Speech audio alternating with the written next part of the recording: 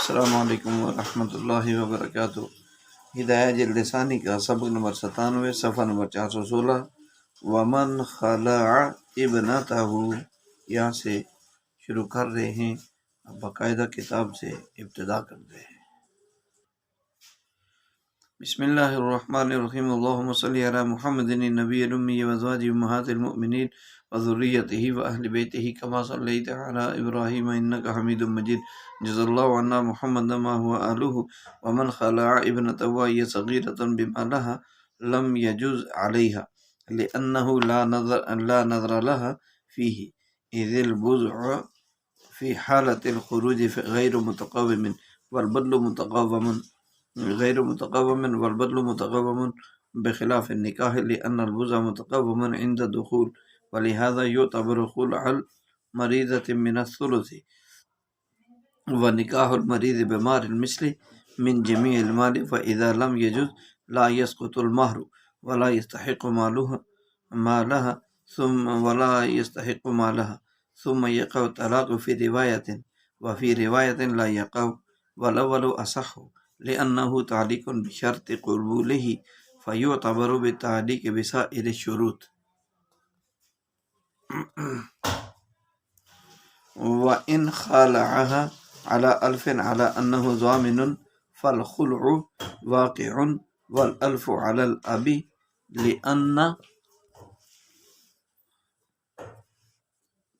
لأن اشتراط بدل الخلع على الأجنبي صحيح، وعلى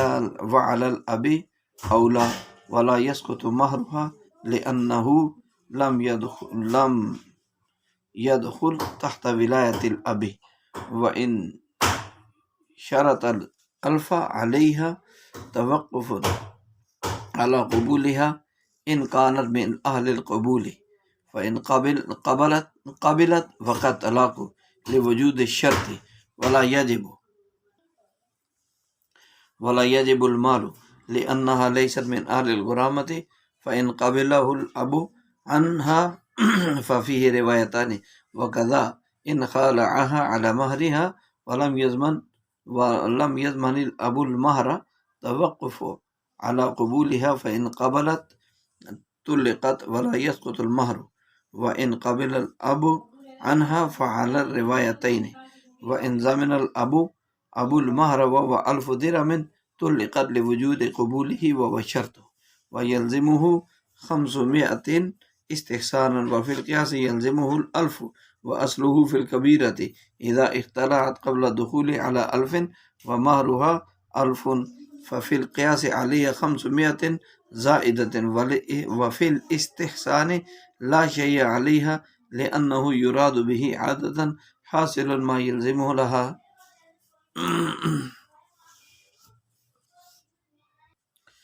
جی تو یہاں سے یہ بتا رہے ہیں ومن خلع ابنتہ وہی صغیرۃ بمالها، اور جس آدمی نے خلع کیا اپنی چھوٹی بیٹی کا اسی کے مال کے عوض، تو یہ خلع اس بیٹی پر جائز نہیں ہوگا۔ دلیل دے رہے ہیں جائز نہ ہونے کے لیے انہ لا نظر لها فیہ، کیونکہ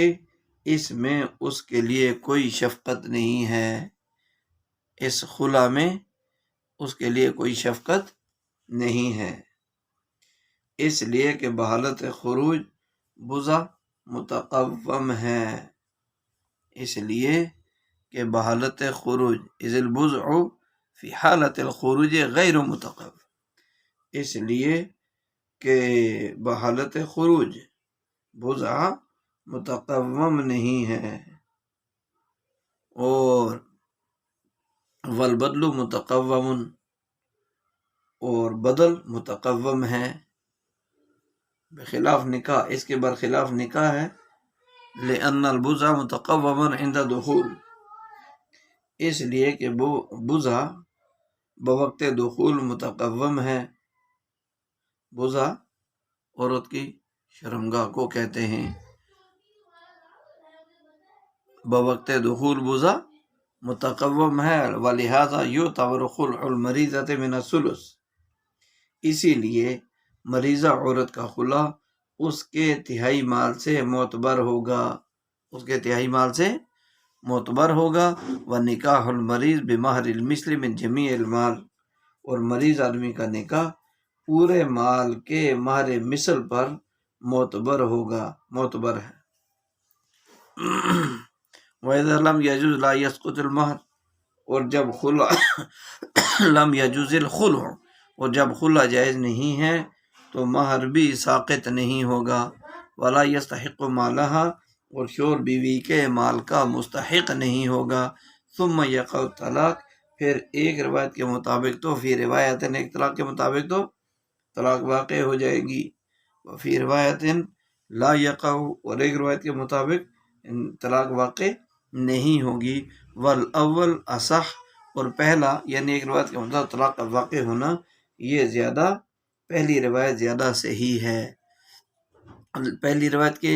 صحیح ہونے کی دلیل کیا ہے؟ لأنہ تعلیق بشرط قبولہ، اس لیے کہ شوہر کا طلاق دینا باپ کے قبول کرنے کی شرط پر معلق تھا۔ فیعتبر بالتعلیق بسائر الشروط، لہذا دیگر شروط کے ساتھ معلق کرنے پر قیاس کیا جائے گا۔ یہاں سے سمجھنے صورت مسئلہ یہ ہے، صورت مسئلہ یہ ہے کہ اگر کسی باپ نے اپنی صغیرہ بچی کا نکاح کیا، نکاح کے بعد پھر اس نے اسی صغیرہ کے مال سے خلا کر لیا، یعنی خلا لے لیا جس کے نکاح میں دی تھی اس سے، تو شرعاً یہ خلا معتبر نہیں ہوگا، کیونکہ باپ صغیرہ کا ولی ہے اور اس کی ولایت شفقت اور الفت پر مبنی ہے۔ چنانچہ جہاں ولی کی طرف سے شفقت نہیں پائی جائے گی وہاں اس کا تصرف بھی نافذ نہیں ہوگا۔ اور صورت مذکورہ میں صغیرہ کے مال سے خلا کرنے میں تو کوئی شفقت بھی نہیں ہے، وہ اپنے مال سے خلا کرتا تو پھر شفقت تھی، اس لیے یہ خلا درست نہیں ہوگا، کیونکہ عورت کا بوزا یعنی شرمگاہ بحالت خلا و خروج، خلا کی حالت میں اور خروج کی حالت میں غیر متقوم، غیر متقوم اس کو کہتے ہیں جس کی قیمت لگائی جائے، تو یہ غیر متقوم ہے، اور بدل خلا متقوم ہے، خلا کا جو بدل ہے وہ مال ہے، وہ متقوم ہے، اور ظاہر ہے کہ مال غیر متقوم کے مقابلے میں مال متقوم کو صرف کرنا یہ حماقت اور بے وقوفی ہے، اس لیے صورت مذکورہ میں صغیرہ کا خلا نافذ نہیں ہوگا۔ بخلاف نکاح، یہاں سے یہ بتا رہے ہیں کہ اس کے برخلاف نکاح کا مسئلہ ہے، تو نکاح درست اور جائز ہے،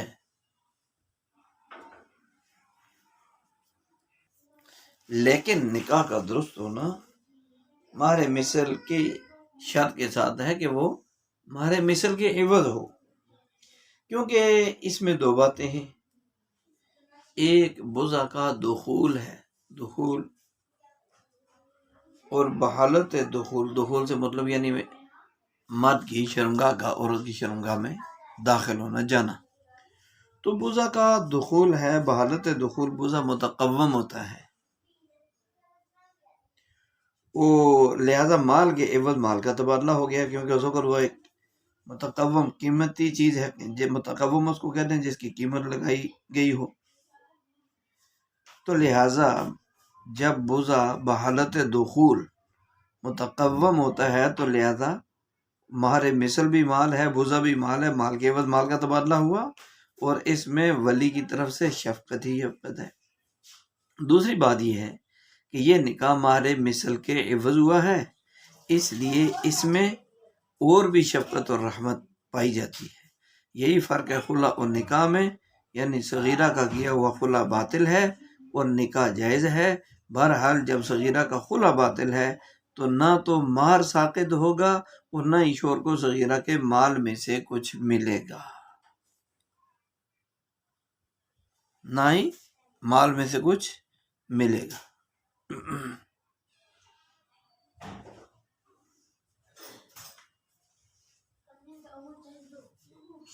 یہاں سے ثم یقع طلاق فی روایت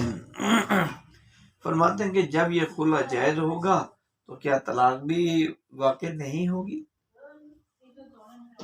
اس سلسلے میں دو روایات ہیں، ایک روایت یہ ہے کہ طلاق واقع ہو جائے گی،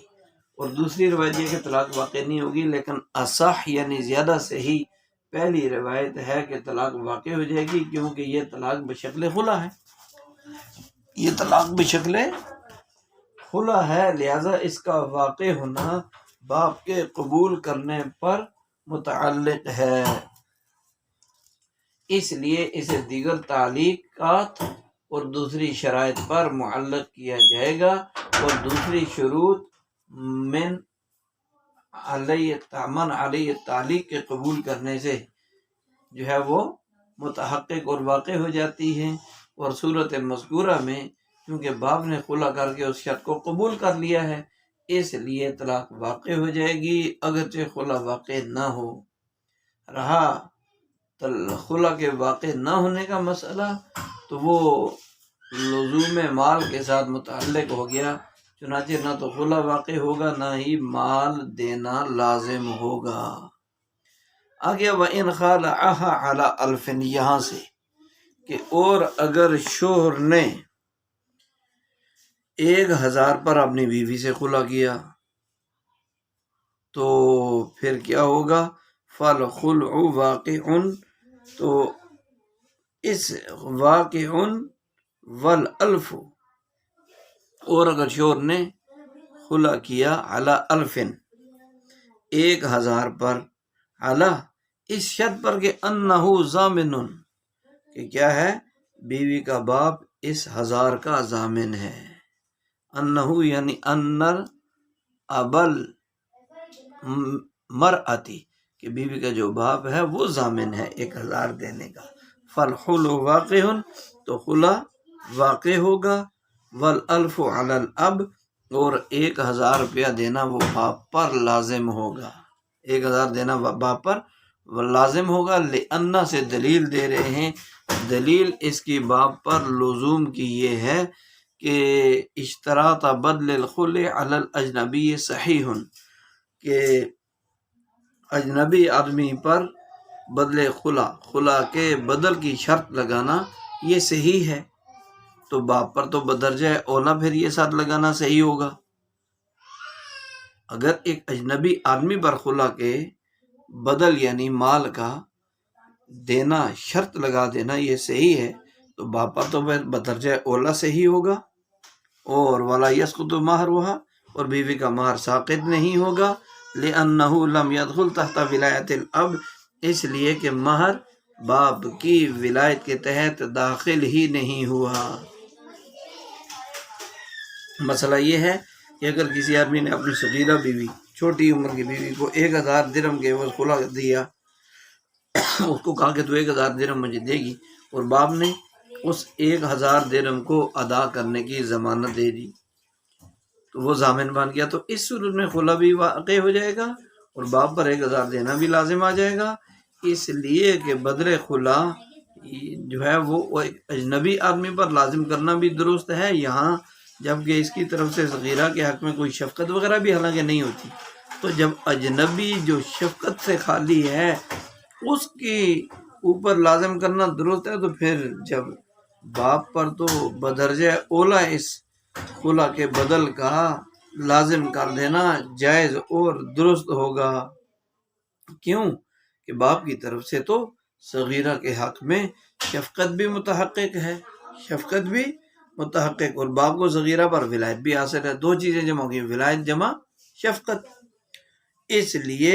اگر باپ بدل خلا کو ادا کرنے کی ضمانت لے لیتا ہے تو خلا درست اور جائز ہوگا۔ بھلا یہ اس کو تو مہر ہوا، یہاں سے یہ بتانا چاہتے ہیں کہ اس کا خلاصہ یہ کہ کبیرہ اور بالغہ عورتیں اگر اپنے شوہروں سے خلا کریں تو ان کا مہر ساقط ہو جاتا ہے، لیکن یہاں صورت مسئلہ میں خلا کے باوجود بھی صغیرہ کا مہر ساقط نہیں ہوگا، کیونکہ مہر عورت کا حق ہے اور صغیرہ کے باپ کی ولایت کے تحت مہر داخل نہیں ہے، اور مہر کا ساقط ہونا باپ کی شفقت اور الفت کے بالکل خلاف ہے، اس لیے کہ باپ ان ہی چیزوں کا تو ولی ہوتا ہے جن میں شفقت ہوتی ہے۔ آگے وَإِن شَرَطَ الْأَلْفَ عَلَيْهَا، اور وَإِن شَرَطَ الْأَلْفَ عَلَيْهَا تو توقف علی قبولها ان کانت من اہل القبول فإن قبلت وقع طلاق۔ یہاں سے یہ بتانا چاہتے ہیں اور اگر شوہر نے شرط لگائی بیوی پر 1000 کی، شوہر نے بیوی پر 1000 درہم کی شرط لگائی تو خلا کا وقوع بیوی کی قبولیت پر موقوف ہوگا۔ بیوی اس شرط کو قبول کر لیتی ہے تو خلا جو ہے وہ کیا ہو جائے گا، خلا واقع ہو جائے گا، اگر وہ نہیں قبول کرتی تو نہیں ہوگا۔ ان کانت من اہل القبول، لیکن شرط کیا ہے کہ اگر بشرطے کہ بیوی قبول کرنے کے جو ہے لائق ہو، قابلیت رکھتی ہو۔ تو چنانچہ اگر بیوی نے قبول کر لیا ہے اس شرط کو تو طلاق واقع ہو جائے گی، شرط کے پائے جانے کی وجہ سے۔ قبول کرنا یہ شرط ہے۔ ولا یجب المال، اور مال واجب نہیں ہوگا، مال واجب نہیں ہوگا۔ لأنها لیست من اہل الغرامۃ، اس لیے کہ صغیرہ اہل تاوان میں سے نہیں ہے۔ غرامہ کہتے ہیں تاوان، جرمانہ، تو جرمانہ ایسے لوگوں میں سے نہیں ہے کہ جن پر جرمانہ ڈالا جائے یا جن سے تاوان وصول کیا جائے، انہوں میں سے نہیں ہے۔ فإن قبلہ الأب عنہا ففی روایتان، اور پھر اگر صغیرہ کی طرف سے اس کا باپ بدل کو قبول کر لے تو اس میں 2 روایتیں ہیں۔ اس میں کتنی روایتیں ہیں؟ بدل خلا دینے کو باپ قبول کر لے کہ میں دوں گا تو اس میں 2 روایتیں ہیں۔ کیا مطلب اس میں 2 روایتیں ہیں؟ یعنی باپ نے اگر صغیرہ پر واجب کردہ مال کی ادائیگی کو اپنے ذمہ لے لیا تو اس ادائیگی کی درستگی کے بارے میں 2 روایتیں، آیا یہ ادائیگی درست ہے یا نہیں۔ پہلی روایت کے مطابق تو اس کا باپ کا یہ ذمہ داری قبول کرنا درست ہے تو ادائیگی بھی درست ہو جائے گی، اور دوسری روایت کے مطابق باپ کا اس ذمہ داری کو قبول کرنا، جو خلا کے بدلے میں مال کی ادائیگی کی ذمہ داری کو، یہ درست نہیں ہے۔ لیکن صاحب عنایہ نے لکھا کہ پہلی روایت زیادہ صحیح ہے، کیونکہ اس میں صغیرہ کا نفع ہے، اس میں صغیرہ کا کیا ہے؟ نفع ہے، اور بغیر خرچ وغیرہ کے اسے نجات مل رہی ہے۔ وَقَضَا إِنْ خَالَعَهَا عَلَى مَهْرِهَا، اور ایسے ہی اگر شوہر نے صغیرہ کے مہر کے عوض اس سے خلا کر لیا اور باپ مہر کا ضامن نہیں ہوا، توقف علی قبولها، تو کیا ہو گیا؟ تو یہ خلا بھی بیوی کے قبول کرنے پر موقوف ہوگا۔ توقف الخلع علی قبول المرأۃ، کہ خلا کا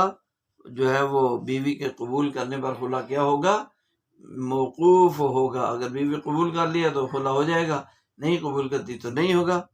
فإن قابلت طلقت، اگر بیوی نے قبول کر لیا خلا کو تو اس کو طلاق واقع ہو جائے گی اور مہر ساقط نہیں ہوگا۔ لأنها لیست من اہل الغرامہ، مہر ساقط اس کا نہیں ہوگا۔ تو اور اگر باپ نے اس کی طرف سے قبول کر لیا، وإن قبل الأب عنها فعلى روایتین، اور اگر باپ نے صغیرہ کی طرف سے خلا کا بدل قبول کر لیا تو پھر اس میں 2 روایات ہیں۔ کیا مطلب؟ کہ یہ مسئلہ بھی گزشتہ مسئلے کی طرح ہی ہے، فرق صرف یہ ہے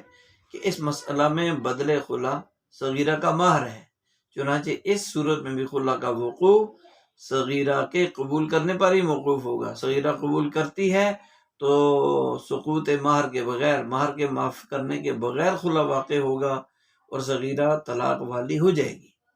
اور اگر اس کی طرف سے اس کا باپ مہر کی مقدار میں مال کا ضامن ہو جاتا ہے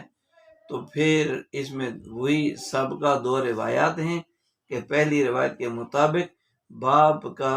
مہر کی مقدار میں ضامن ہونا درست ہے، دوسری روایت کے مطابق درست نہیں ہے، لیکن وہی پہلے والی روایت زیادہ صحیح ہے کیونکہ اس میں صغیرہ کا نفع ہے۔ وَإِنْ ضَمِنَ الْأَبُ، یہاں سے آخری مسئلہ یہ ہے، اور اگر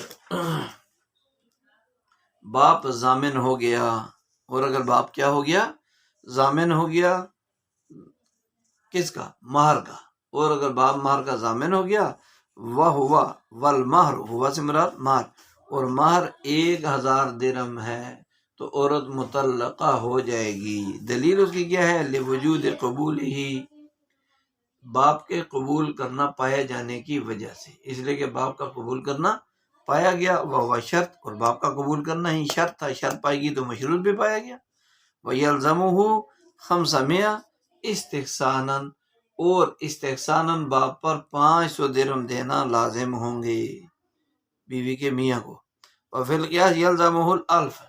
اور قیاساً 1000 درہم باپ پر دینا لازم ہوں گے۔ وَأَصْلُهُ فِي الْكَبِيرَةِ، اور اس حکم کی اصل یعنی بنیاد وہ بالغہ عورت کے حق میں ہے، بالغہ عورت کے حق میں ہے کہ جب اذ اختلعت قبل دخول علی الف، کہ جب کبیرہ عورت دخول سے پہلے 1000 کے عوض اسے خلا دیا گیا، ومہر ہوا الف، اور اس کا مہر کتنا تھا؟ وہ مہر بھی 1000 ہو، ففی القیاس علیہ 500 زائدہ، تو قیاس میں اس پر 500 دراہم زائد لازم ہوں گے شوہر کے لیے، اور استحسان میں اس پر کوئی بھی بیوی پر لازم نہیں ہوگا، 500 درہم شوہر کو دینے ہوں گے، لأنہ یراد بہ عادتاً، اس پر جو ہے کیا ہوں گے، اور استحسان میں اس پر کچھ بھی لازم نہیں ہوگا، اس لیے کہ عام طور پر خلا سے اس چیز کا حاصل کرنا مراد ہوتا ہے جو عورت کے لیے لازم ہو، جو عورت کے لیے کیا ہو؟ لازم ہو۔ تو صورت مسئلہ یہ ہے کہ اگر شوہر نے صغیرہ چھوٹی عمر کی، کم عمر نابالغہ بیوی سے 1000 درہم کے عوض خلا کیا، اور باپ صغیرہ کی طرف سے اس 1000 کے دینے کا ضامن ہو گیا کہ میں دوں گا صغیرہ کی طرف سے، صورتحال یہ کہ صغیرہ کا مہر بھی 1000 درہم تھا، تو اس صورت میں باپ کے ضامن ہوتے ہی صغیرہ مختلعہ اور مطلقہ ہو جائے گی، یعنی خلا بھی پڑ جائے گا، طلاق والی بھی ہو جائے گی۔ وجہ کیا ہے کہ جب باپ صغیرہ کی طرف سے مال دینے کا ضامن ہو گیا تو گویا کہ صغیرہ کا ہی اس خلا کو قبول کرنا پایا گیا، اور یہی قبول کرنا ہی خلا کے واقع ہونے کے لیے شرط تھا، اس لیے اس شرط کے پائے جاتے ہی وہ مطلقہ مختلعہ یعنی طلاق والی اور خلا والی ہو جائے گی۔ رہا مسئلہ کہ باپ پر کتنے درہم دینے اب اس کے شوہر کو لازم ہوں گے، تو اس سلسلے میں قیاس اور استحسان کے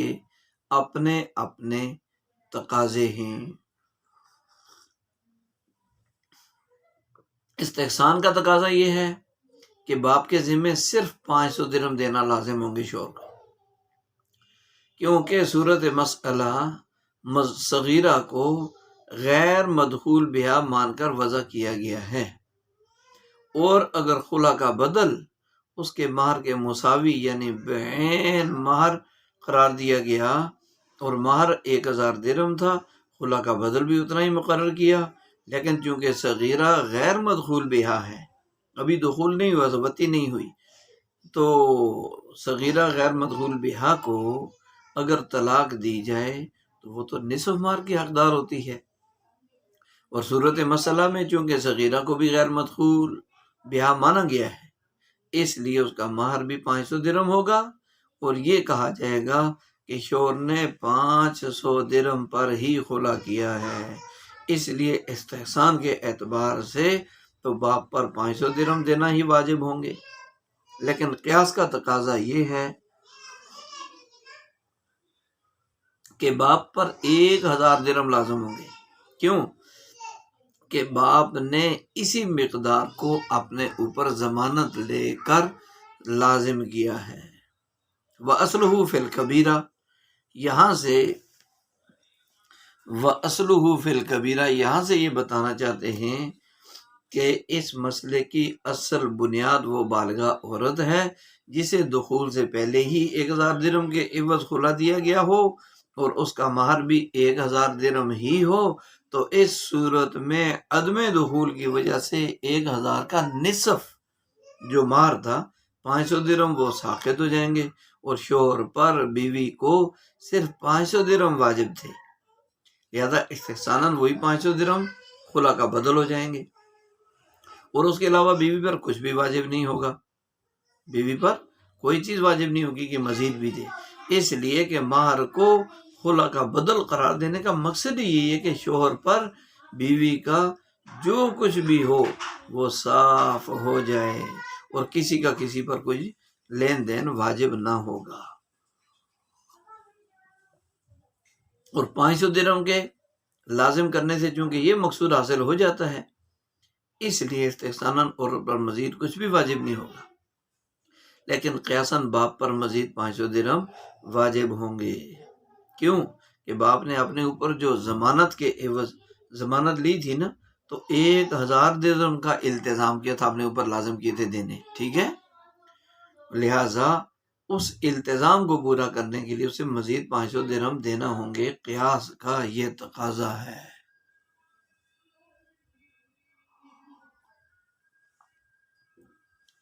اس کے بعد اگلا جو ہمارا سبق ہے وہ ہے باب الزہار، یہ اسی سبق کے ساتھ اگلا حصہ ہے۔ تو زہار کے لغوی معنی شوہر کا اپنی بیوی سے انتی علیہ کا ظہر امی، کہ تو مجھ پر میری ماں کی پیٹھ کی طرح ہے، یہ کہنا، اور زہار کے شرعی معنی تشبیہ المحللۃ بالمحرمۃ علی التعبید، منکوحہ محللہ عورت کو، یعنی ایسی عورت جس کا نکاح بھی ہو چکا ہے اور ہمیشہ کے لیے حلال بھی ہے، منکوحہ محللہ کو محرمہ عبدیہ عورت کہ ماں تو ہمیشہ کے لیے محرم ہوتی ہے اور حرام ہوتی ہے اس پر، تو محرمہ عبدیہ، منکوحہ محللہ عورت کو محرمہ عبدیہ عورت کے مشابہ قرار دینا۔ تو مصنف رحمۃ اللہ علیہ نے اس سے پہلے خلا کا باب بیان کیا، اب زہار کو بیان کر رہے ہیں۔ ان دونوں ابواب میں مناسبت یہ ہے کہ دونوں کی بنیاد نافرمانی اور سرکشی ہے، خلا بھی دیا جاتا ہے نافرمانی سرکشی کی بنیاد پر، اور زہار بھی اسی بنیاد پر، مگر چونکہ خلا میں نکاح ختم بھی ہو جاتا ہے اور حرمت بھی ثابت ہو جاتی ہے، جبکہ زہار میں صرف حرمت ثابت ہوتی ہے، نکاح ختم نہیں ہوتا، باقی رہتا ہے، اس لیے خلا کو زہار سے پہلے بیان کر دیا گیا۔ باب الزہار وَإِذَا قَالَ الرَّجُلُ لِامْرَأَتِهِ أَنْتِ عَلَيَّ كَظَهْرِ أُمِّي فَقَدْ حرمت علیہ لا يحل وطیها ولا مسها ولا تقبیلها حتى يكفر عن ظہاره، لقوله تعالی والذین یظاہرون من نسائهم الى ان قال فتحریر رقبة من قبل ان يتماسا، والظہار كان طلاقا في الجاہلیۃ فتقرر الشرع اصله ونقل حکمه الى تحریم موقت بالکفارة غیر مزیل للنکاح، وهذا لأنه جنایۃ لکونہ منکرا من القول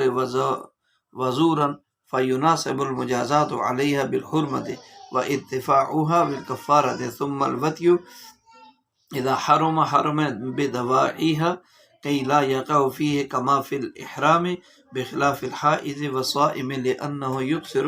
وجودهما، فلو حرم الدواعی یفضی الی الحرج ولا کذلک الزہار والاحرام۔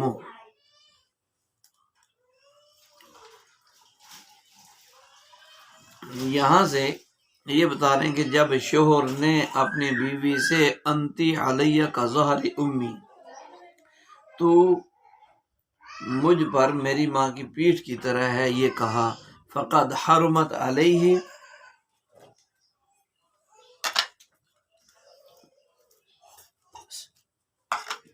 تو یہ فقد حرمت علیہ وہ اس پر حرام ہو گئی، وہ اس پر حرام ہو گئی، لا یحل لہ وطیہا، اس آدمی کے لیے اس عورت سے حلال نہیں ہے، اس مرد کے لیے اس عورت سے نہ تو وطی کرنا حلال ہے، نہ ہی اس کو چھونا، اور نہ ہی اس کا بوسہ لینا حلال ہے، حتیٰ یکفر عن ظہارہ، یہاں تک کہ وہ آدمی اپنے زہار کا کفارہ دے دے۔ یعنی جب تک زہار کا کفارہ ادا نہیں کرے گا، نہ وطی کر سکتا ہے، نہ شہوت سے چھو سکتا ہے، نہ اس کا بوسہ لے سکتا ہے۔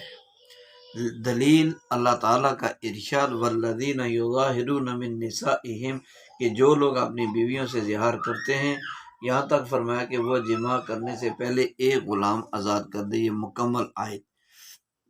یظاہرون من نسائہم ثم یعودون لما قالوا فتحریر رقبۃ من قبل ان یتماسا، تو یہاں تک کہ وہ جماع کرنے سے پہلے ایک غلام آزاد کر دیں اس وقت۔ یہاں پر جو ہے صورت مسئلہ یہ کہ اگر کسی آدمی نے اپنی بیوی سے زہار کر دیا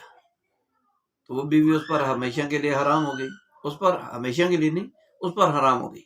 چنانچہ اب زہار کا کفارہ دینے سے پہلے شوہر نہ تو بیوی سے وطی کر سکتا ہے، نہ چھو سکتا ہے، نہ ہی اس کا بوسہ لے سکتا ہے۔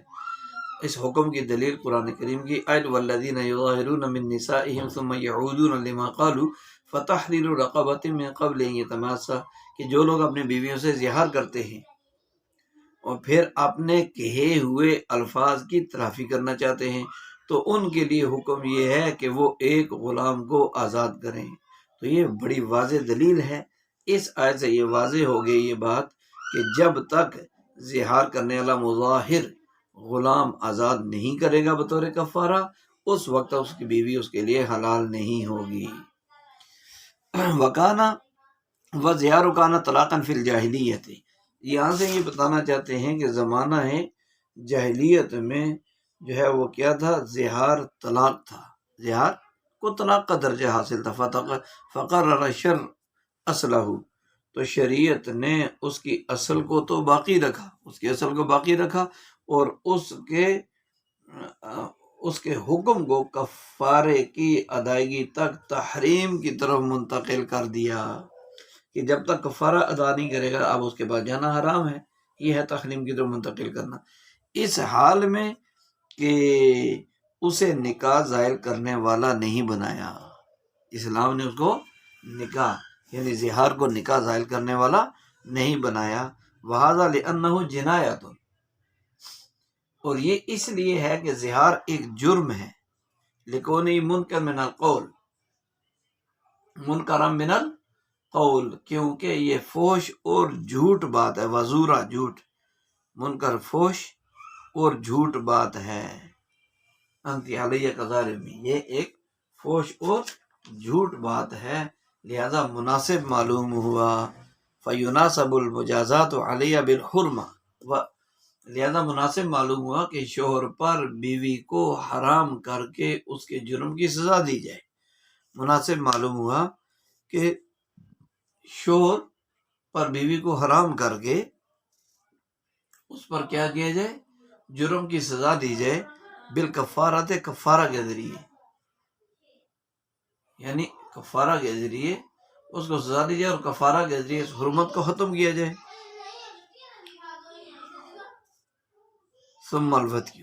اذا حرم حرم بدواعی کیلا، پھر جب وطی حرام ہوئی تو وہ اپنے دواعی کے ساتھ حرام ہوئی۔ دواعی یعنی وطی کی طرف متوجہ کرنے والے، رغبت دینے والی چیزیں، جیسے کہ چھونا، اس کا بوسہ لینا، اس سے لپٹنا وغیرہ، تو یہ بھی حرام۔ وطی حرام ہوئی تو اپنے دواعی کے ساتھ حرام ہوئی،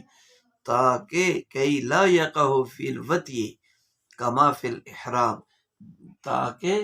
شوہر جو ہے دواعی وطی کے ذریعے وطی میں مبتلا نہ ہو، جیسے کہ احرام میں۔ یہاں سے یہ بتانا چاہتے ہیں وکانا،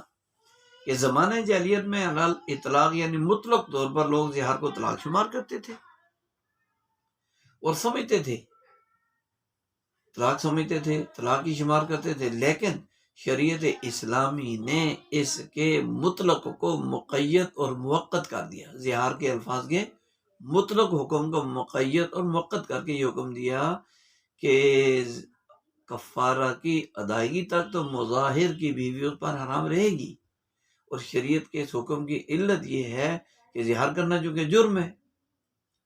کیونکہ زہار میں فحش اور بدگوئی ہے، اور قرآن کریم کی زبان میں یہ قبیح یعنی بری چیز ہے، لہذا اللہ کا ارشاد ہے وَإِنَّهُمْ لَيَقُولُونَ مُنْكَرًا مِنَ الْقَوْلِ وَزُورًا، اور ظاہر ہے کہ شریعت میں جھوٹ اور قباحت کی کوئی گنجائش نہیں ہے، اس لیے مظاہر یعنی زہار کرنے والے کو اس کے کہے اور کیے کی سزا ملے گی، اور جس بیوی کو اس نے برا بلا کہا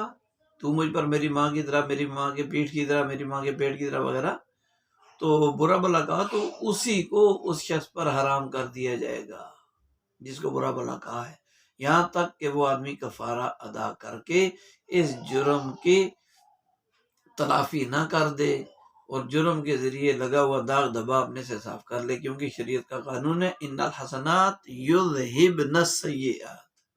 نیکیاں برائیوں کو ختم کر دیتی ہیں۔ جب یہ کفارہ ادا کرے گا تو اس کا یہ برائی، بیوی کو برا بھلا کہہ کر زہار واقع کرنا، یہ جو ہے اس کا کفارہ ہو جائے گا، اس کا کیا ہو جائے گا؟ کفارہ ادا ہو جائے گا، تو نیکی برائی کو ختم کر دے گی۔ ثم اذا حرم، اس کا خلاصہ یہ ہے کہ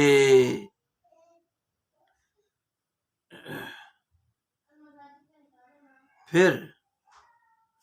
ثم الوتی اذا حرم حرم بدواعیہا،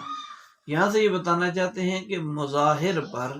جس طرح وتی کرنا اس عورت سے حرام ہے جس کے ساتھ زہار کیا، اسی طرح دواعی وتی، چومنا، چاٹنا، بوسہ لینا، لپٹنا، یہ ساری چیزیں بھی اس پر حرام ہیں۔ کیوں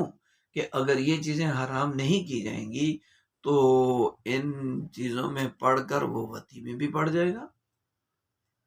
وتی بھی کر بیٹھے گا، اور اس طرح وتی کرنے سے وہ حرام کا مرتکب ہو جائے گا، آئندہ حرام کاری میں مبتلا ہو جائے گا۔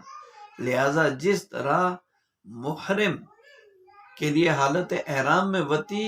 اور دواعی وتی، وتی کی طرف طلب پیدا کرنے والی چیزیں دونوں حرام، اسی طرح مظاہر کے لیے بھی یہ دونوں چیزیں حرام ہوں گی۔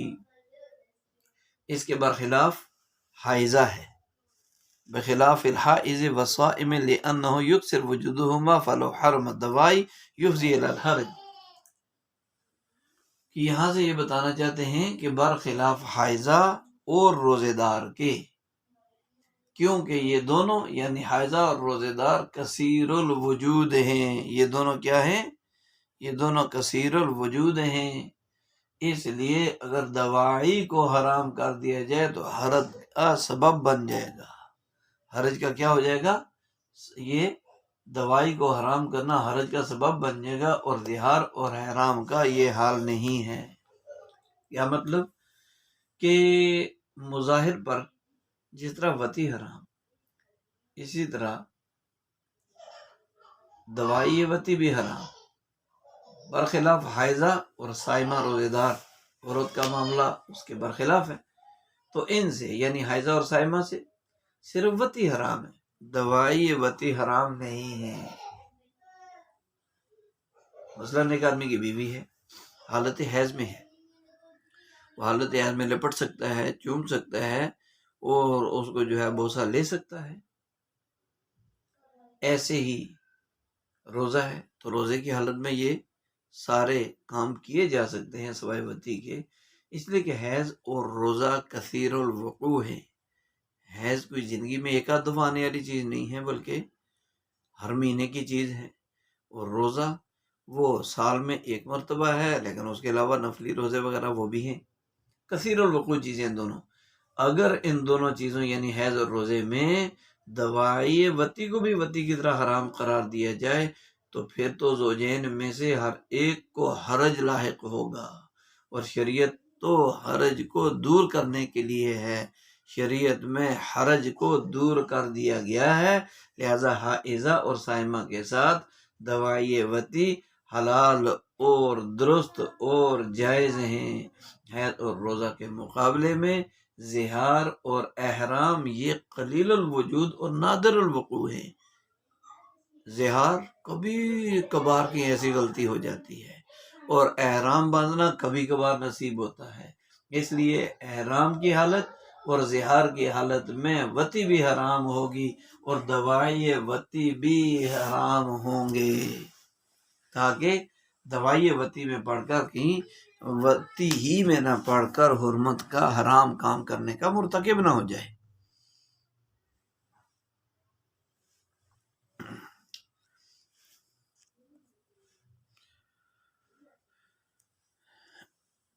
فَإِنْ وَطِيَهَا قَبْلَ أَنْ يُكَفِّرَ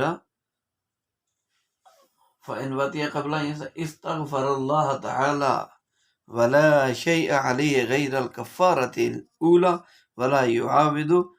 حَتَّى يُكَفِّرَ لِقَوْلِهِ عَلَيْهِ السَّلَامُ لِلَّذِي وَاقِعٌ فِي ظِهَارِهِ قَبْلَ الْكَفَّارَةِ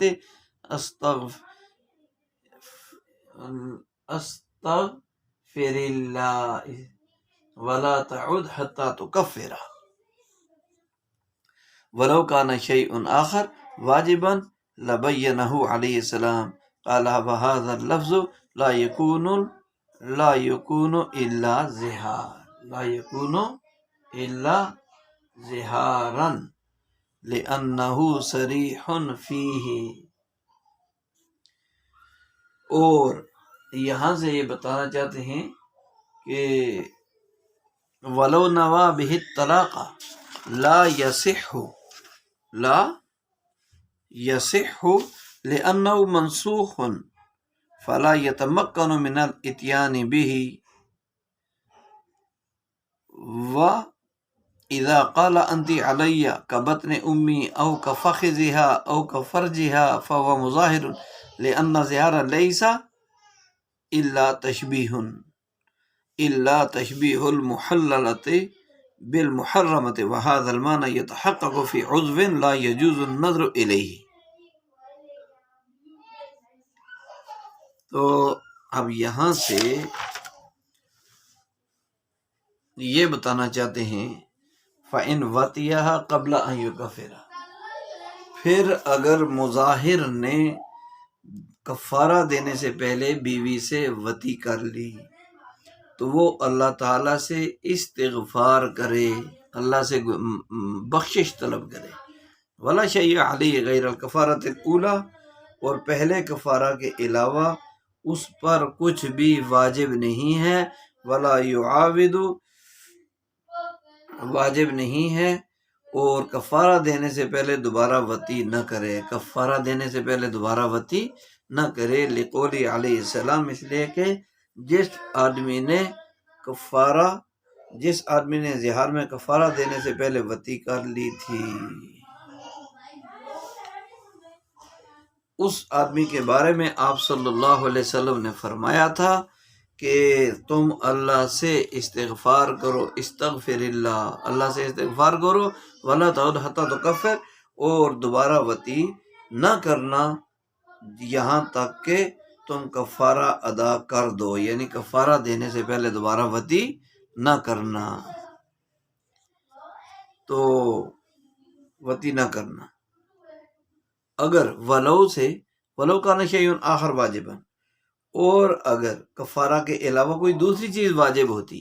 کفارہ کے علاوہ کوئی دوسری چیز واجب ہوتی تو نبی صلی اللہ علیہ وسلم یقیناً اس کو بھی بیان فرما دیتے۔ قال، یہاں سے مصنف رحمۃ اللہ علیہ فرماتے ہیں وَهَذَا اللَّفْظُ لَا يَكُونُ إِلَّا زِهَارًا، یہ لفظ صرف زہار ہے، یہ لفظ نہیں ہوتا مگر زہار، یعنی انت علیہ کا ظہر امی، یہ صرف زہار ہی ہوتا ہے، لأنه صریح فی الزہار، اس لیے کہ یہ جو ہے زہار کے لیے صریح ہے۔ ولو نویٰ بالطلاق، اور اگر شور نے اس لفظ سے طلاق کی بھی نیت کر لی، لا یصح، تو یہ نیت کرنا صحیح نہیں ہے، نیت کرنا صحیح نہیں ہے، لأنه منسوخ، کیونکہ اس انت علیہ کا ظاہر امی، اس کا طلاق ہونا منسوخ ہے، فلا یتمکن من الاتیان، لہذا شور کو اس کے لانے کا اختیار نہیں ہوگا، اس کے لانے کا اختیار نہیں ہوگا۔ تو یہاں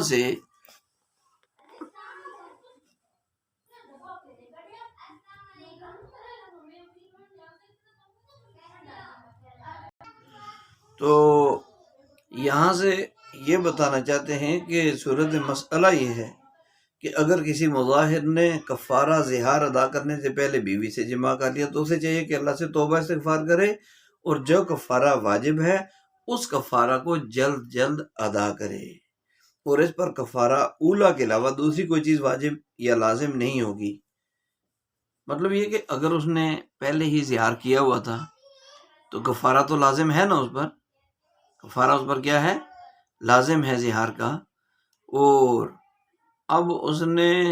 کفارہ دینے سے پہلے ہی وطی کر لی،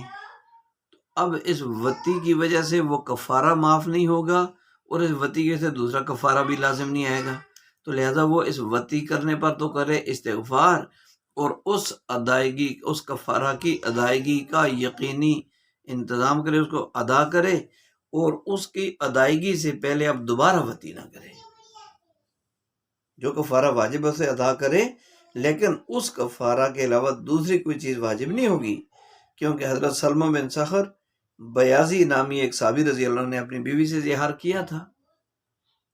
پھر کفارہ ادا کرنے سے پہلے انہوں نے اپنی بیوی سے جماع بھی کر لیا تھا، تو اس کے بعد نبی علیہ السلام کے دربار اقدس میں حاضر ہو کر اپنا واقعہ سنا دیا، جس پر آپ صلی اللہ علیہ وسلم نے ان کو استغفار کرنے اور کفارہ دینے سے پہلے دوبارہ وطی نہ کرنے کا حکم دیا کہ استغفار کرو لیکن کفارہ دینے سے پہلے اب دوبارہ وطی نہ کرنا۔ اس حدیث سے ہمارا استدلال اس معنی میں ہے کہ اگر ایسے آدمی پر کفارہ اولا اور استغفار کے علاوہ کوئی دوسری چیز واجب ہوتی تو یقیناً آپ صلی اللہ علیہ وسلم اس کی بھی وضاحت فرما دیتے، بیان فرماتے، لیکن آپ علیہ السلام کا اس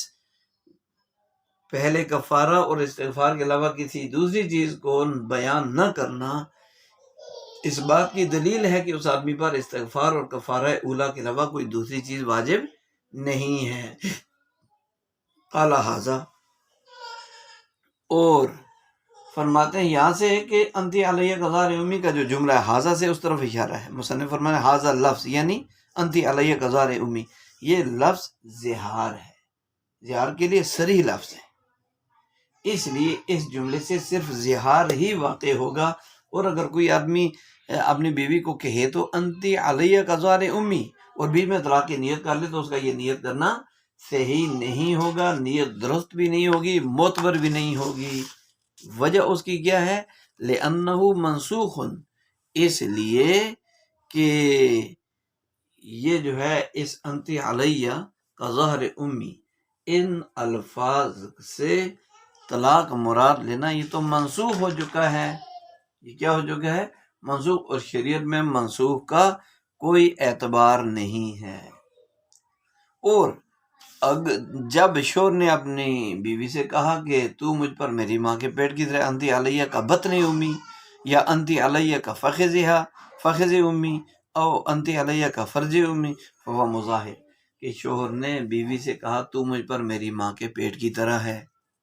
یا تو مجھ پر میری ماں کی ران کی طرح ہے، یا تو مجھ پر میری ماں کی شرمگاہ کی طرح ہے، تو یہ وہ آدمی مظاہر یعنی زہار کرنے والا ہے۔ دلیل یہ ہے کہ زہار لأن زہار لیس الا تشبیہ المحللہ بمحرمہ، اس لیے کہ محللہ عورت کو محرمہ، جو عورت ہمیشہ کے لیے اس کے حلال ہے اور جو اس کے لیے ہمیشہ کے لیے حرام ہے، محللہ کو محرمہ کے ساتھ تشبیہ دینے کا نام ہی زہار ہے۔ وہذا المعنی، اور یہ معنی یعنی یہ تشبیہ دینے کا معنی یہ تحقق فی عضو، ہر اس عضو میں متحقق یعنی ثابت ہو جاتا ہے جس عضو کی طرف دیکھنا جائز نہیں ہے۔ محللہ حلال کی ہوئی عورت، محرمہ حرام کردہ عورت۔ تو اب یہ ہے کہ زہار کا تحقق اور واقع ہونا صرف انتی علیہ کا ظاہر امی کے ساتھ خاص نہیں ہے، یہ بتانا چاہتے ہیں یہاں سے اس مسئلے میں، بلکہ محللہ حلال کی ہوئی عورت یعنی بیوی کو محرمہ یعنی ماں کے ہر اس عضو کے ساتھ تشبیہ دینے سے زہار ثابت ہو جائے گا جس عضو کی طرف دیکھنا محرم کے لیے درست نہیں ہے، محرم کے لیے۔ تو یہ اپنی ماں کی شرمگاہ کی طرف بھی نہیں دے سکتا، ران کی طرف بھی نہیں دے سکتا، پیٹ کی طرف بھی نہیں دیکھ سکتا،